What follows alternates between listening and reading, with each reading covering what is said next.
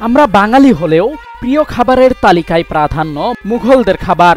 খাবারগুলোর নাম শুনলেই যেন জিভে জল চলে আসে। আমরা বাঙালি হলেও আমাদের দৈনন্দিন খাবারের তালিকা করলে দেখা যাবে তাতে মুঘল খাবারের প্রাধান্য বেশি। 1526 থেকে 1857 সাল পর্যন্ত উপমহাদেশে চলে মুঘলদের রাজত্ব। এরপর পেরিয়ে গেছে 200 বছর, তবুও উপমহাদেশে রসনার তৃপ্তিতে আজও আমাদের প্রিয় খাবারের তালিকায় মোগলাই বা মুঘল খাবারের গুরুত্ব অপরিসীম। পোলাও, কোরমা, বিরিয়ানি ছাড়াও আরও একটা জনপ্রিয় খাবারের নাম নিহারি বা নেহারি। ইতিহাস থেকে জানা যায়, কথিত আছে মুঘল আমলে নির্মাণ শ্রমিকদের কাজ শুরুর আগে নেহারি খাওয়ানো হতো, যেন দুপুর অবধি শ্রমিকদের পেটে ক্ষুধা না লাগে এবং শরীরে শক্তির ঘাটতি না হয়। মজাদার এই নেহারির মূল উপাদান গরু, ছাগল, উট, দুম্বা ও ভেড়ার পায়া। হরেক রকম মশলার সাথে সারা রাত ধরে অল্প আঁচে রান্না করা হয় এই সুস্বাদু ও শক্তিবর্ধক খাবার নেহারি। যে কারণে হাড্ডির মজ্জা আর পায়ার মাংসের সাথে মিশ্রণ হয়ে লোভনীয় এই খাবার প্রস্তুত করা হয়। সম্রাট বাবরের অন্যতম প্রিয় খাবার ছিল এই নিহারি।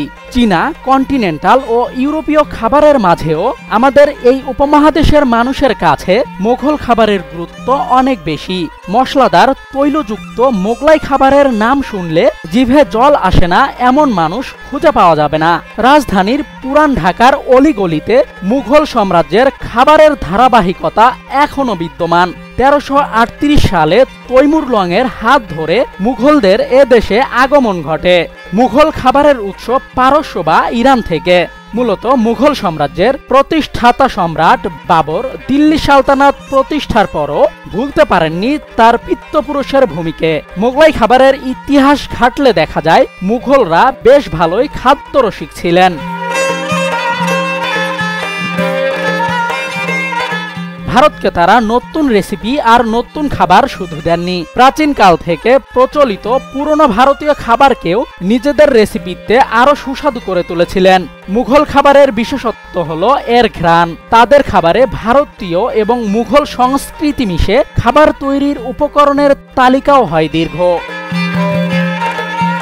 নিহারি বা নেহারি ফার্সি শব্দ, এর অর্থ সকাল। মুঘল আমলে লখনৌ রসুই ঘর থেকে নেহারির প্রচলন শুরু হয়।